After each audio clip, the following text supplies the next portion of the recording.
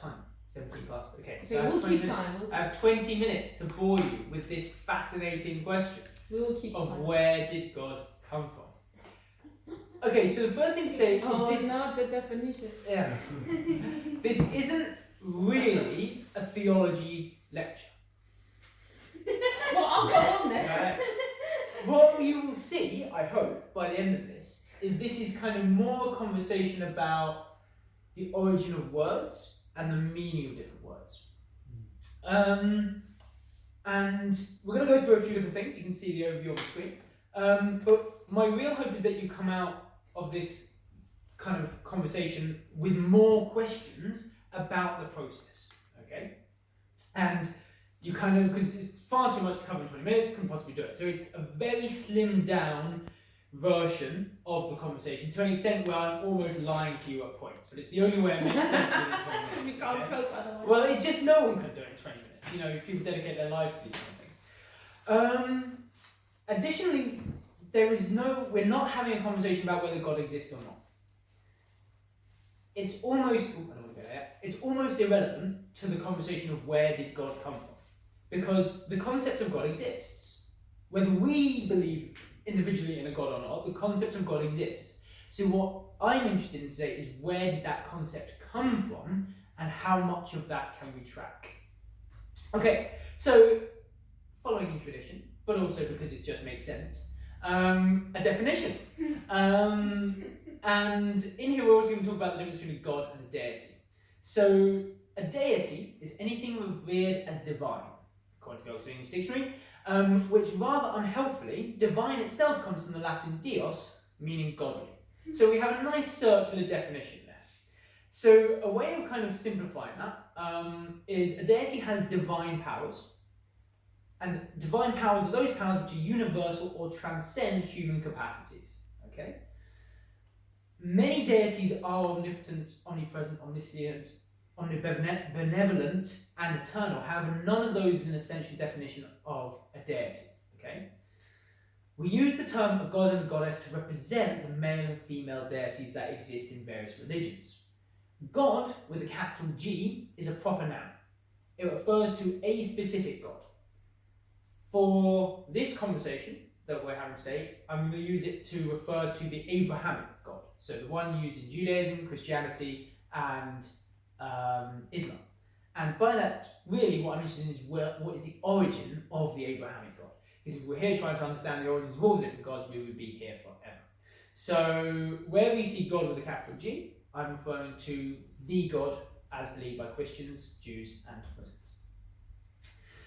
So why does this matter? So I touched a little bit earlier on the fact that it is irrelevant whether God is real or not. People believe God is real, and therefore it has a massive influence on modern day society and on the history of society. The study of religion is part of the study of humanity. You can't study humanity without understanding religion.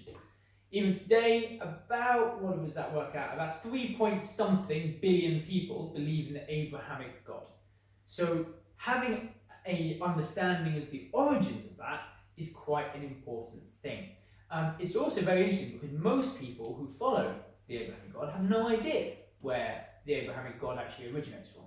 So we are going to try and understand through archaeological sources, through written histories, and basically through all kinds of evidence that we'll talk about where this Abrahamic God came from. So this... There are 6.9 billion Buddhists. No, that must be million. Sorry, that can't be billion. That will be million. That's the entire world's population being Buddhist. That doesn't make any sense. These guys can't see it because they're too far away. It's too small. For the folk religions, does Krishna come into that? Yeah, so that would have. I think Krishna is a separate religion by itself. I think was it separate Christianity? Yeah, so it won't have been part of the folk. It will be. There will be. I didn't put them all there. I just put the biggest sections. So yeah. Okay, this is a little timeline because we're going to be referring to some periods and some dates. We will come back to it. It's just really for reference. The main periods that I want you to know about. So you've got the Mesolithic, which runs from about 10,000 years before the Common Era, BC, to about 4000. Then the Neolithic between 4000 and 2000 BC. The Bronze Age about 2000 to call it 100 AD, call it Christ. And then Iron Age around the time of Christ. Okay, but we'll flip back to this when we have to refer to it. Okay, so the historical context, the earliest evidence for deities. The simple answer to when was the earliest evidence of a god is that nobody knows, because obviously our archaeological record is very patchy and we haven't any real solid evidence. But our best guess is about the Middle Paleolithic. Okay, so that's about 50 to 40,000 years ago, where we have some evidence of animal worship. So the kind of biggest prevailing theory is that of the bear cult, which is one that was found in the northern parts of Eurasia. So the Sami people, the Ankou people, and the Finnish people, kind of indigenous populations, who we have evidence of kind of cave paintings, where we have kind of seemingly ritualistic activity around bears, and certain kind of burial sites of bear bones, which have been often interpreted as being semi-religious, let's say. Religion's a big word, religion's a difficult definition, but let's say some form of ritualistic activity. We also have evidence from about this time of quite good burial evidence. So kind of real genuine burial practices that are happening. And a fairly safe inference is if people are performing burial practices, then they're considering what happens to people after death. So again, some form of consideration about what is happening. We also have other kind of scattered evidence, again in the form generally of cave paintings, for a reverence for natural things, be that kind of massive storms, be that big trees, be that kind of animals, is kind of idea of nature being somehow holy. The first evidence we have of idols is from the Venus idols. So you can see 3 on your screen here. The most kind of famous is the Venus of Willendorf. And they kind of got this typical shape here with large bust, large belly and large legs. And it's often thought to be a fertility kind of worship thing. Again, no written records. Written records didn't happen until about 3000 BCE, so we're nowhere near anything being written. But this is the earliest evidence we have of kind of little figurines that were being produced across Europe. So there is something happening in which this is an important figure. As we get a bit later, we start to see evidence of human sacrifice. So once we get into the Neolithic, so we're about here now, 4000 to 2000 BCE, we kind of have evidence of human sacrifice. Again, we're talking in Europe and Eurasia here mostly. And we have even then more evidence of these kind of the same idols that have lasted for about 20,000 years. So you can see in the bottom left corner, the seated woman of Çatalhöyük comes out of Turkey. So we've had these kind of figurines being produced for about 20,000 years. And one of the big mysteries is that we don't actually understand what these were or what they were doing. So let's get into something that's a little bit more solid and corrects a bit more directly with the god, capital G, that we're trying to uncover. Meet Anu. So Anu was the supreme sky god of Mesopotamia. Mesopotamia, this ancient civilization or ancient region that we kind of describe as what is modern day Iraq, northern Syria, parts of Iran, and yeah, mostly that, isn't it? Yeah. And Mesopotamia is often conveniently packaged as being kind of where the Neolithic revolution happened. That's to say, where people started for the first time settling down, creating cities, and actually farming for the first time. And by farming, they created a surplus. When you have a surplus, you don't any longer need to keep farming, keep hunting and going out for food. You can have one part of your population who's responsible for getting food, and other parts of your population that are responsible for doing other things. It's the first time we start to see big armies. It's the first time that we, in Europe and Asia anyway, that we start to see any kind of organized religion. So Anu is the great sky god of Mesopotamia, and he's the first one that we have written records for, specifically from the Babylonians. And the time that writing comes in, or at least the time that we have evidence of writing, he's kind of moved a little bit out of favour. and instead we're moving on to his sons, Enlil and Enkil. But all three of them were at the head of this pantheon of gods that we found in Mesopotamia. So it's an important point to draw the distinction between polytheistic and monotheistic religions. So polytheistic religion, as most of you know, many gods, part of a pantheon of gods. Monotheistic, we have one God. So the Abrahamic religions are noteworthy because they are monotheistic. Anu and the Mesopotamian religions were polytheistic. So throughout this time in Mesopotamia, so from this we're talking about 3100 BC is the earliest written record we think for Anu, and his sons basically.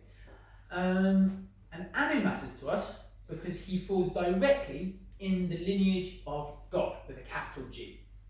So in order to understand God with a capital G, we need to jump forward a little bit and leave Anu back in 3100 BC and move forward to understand where our first references of God come from. So God is commonly taken to refer to a single deity found in the Judeo-Christian tradition. In the Torah, which is the oldest of the books, so to speak, the Torah was not written in English, obviously, it was written in Hebrew. And in these texts, the word God is written as a I can never say this word, couldn't do it when I practiced. Tetragrammaton, which is a 4-letter word in Hebrew. And the 4 letters read Yod, He, Wah, He. And this is now pronounced as Yahweh. And this is the first reference to God that we have in any Jewish, Christian, or Islamic text. This Tetragrammaton here. And is generally referred to as Yahweh.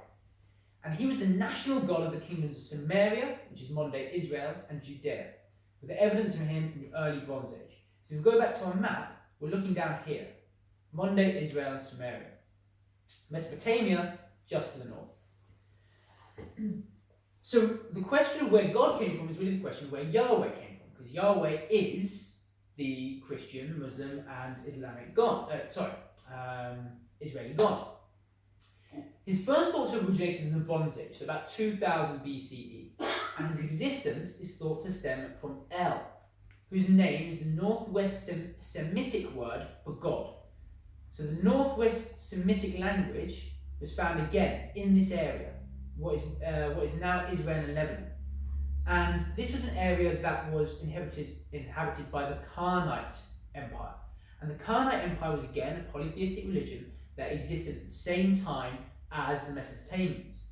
And there was a huge amount of trade between them and a lot of kind of integration between the two areas. And El was the top tier of the Karnite pantheon. He was the Karnite version of Anu. And there were similarities in the two. Anu we have an earlier record for, so we assume came earlier, but El we see a lot of similarities in the two. However, it may be the other way around. We may just not have a record for El, but he may have existed earlier. It is thought that over time, El became conflated with the word Yahweh. And this comes again down to linguistics, and this is where it gets really fascinating. Because El is the Semitic word for a generic God. It doesn't mean any one particular God, it's a generic phrase.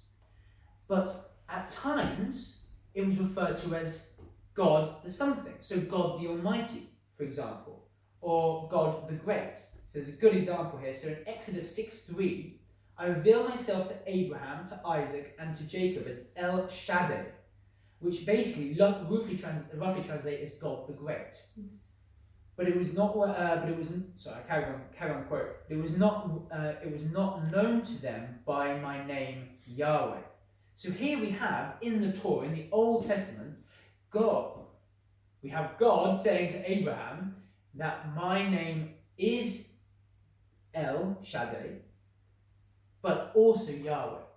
So what we think historically is that over time, El became Yahweh in Hebrew.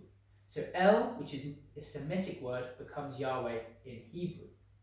Just as a fascinating side note, another member of the pantheon of the Karnite Empire was Baal. And some of you may know that the devil is also known as Baal, B-A-L. And so there was a fight in the Canaanite pantheon between El and Baal, and that's where they think the origin of Beelzebub, i.e. the devil, comes from in the Christian sense. Anyway, very interesting, I thought. Not relevant to our thing, but yeah. So by the Iron Age, so by about 1000 to 500 BCE, the Canaanite Empire dissolves into ethnic national states, right? So it no longer exists as a cohesive empire. It now becomes Israel, Judah, Moab, Ammon, and a few other smaller ones, each with their own gods. Remember, the Canaanites were polytheistic. And Yahweh was the God of Israel. But it was still polytheistic. It was still a polytheistic place. It was still, each kind of tribe, each family still had their own individual lesser idols that they worshipped, although Yahweh was the most prominent. So the question about how Israel becomes monotheistic, we have to look a little bit outside of Israel. And we move to Babylon and King Nebuchadnezzar in 605, who besieged Jerusalem, captured many Israelites, and led to the exile of Israelites, which is well documented in the Old Testament. And it's about this time as well that we think that the Torah was, let's say, heavily redacted, is generally the kind of perceived way of thinking about it. So the Torah was written, probably, and drawn a lot of things from before this period, but this is the time they think it was written, where Jewish history and culture and kind of these myths and legends were all carefully written down. And at this time, a lot of the difficulties and the torture and the Exodus and all these kind of things that the Israelites had to live through was put down to punishment for having idols, for not putting Yahweh as the only God, but instead for having other gods. And this is how Yahweh became monotheistic. And like we say, Yahweh directly translates into the English as God, and God, as we know, is the direct translation for Allah. One of the things that I thought was really, really interesting was that Arabic and Hebrew share the same root, the linguistic root, which I didn't know. And as you can see here, El is the Semitic word for God / deity. In Arabic, Allah is obviously the name of God, but the name for deity is Ilah, and in Hebrew it's Elah is the word for deity. So they all share this common linguistical root. So, I think that's the end, yeah. So basically I have a very, very simplistic diagram of our journey through religion. I'll show colour Hebrew and Dave in just a moment. I don't know how well you can see this. But you can see that if we travel back about, what's that, 50,000 years, and we go through these kind of periods of worshipping things that we find in nature, through to the idols of Venus, through to the polytheistic Mesopotamians, and the first kind of, in Eurasia at least, the first civilizations that have kind of settled down. Moving on down further south to El, who came out of the Canaanite Empire, again part of the polytheistic religion. El then gets poorly translated into Yahweh, the Hebrew for God, and then Yahweh becomes monotheistic.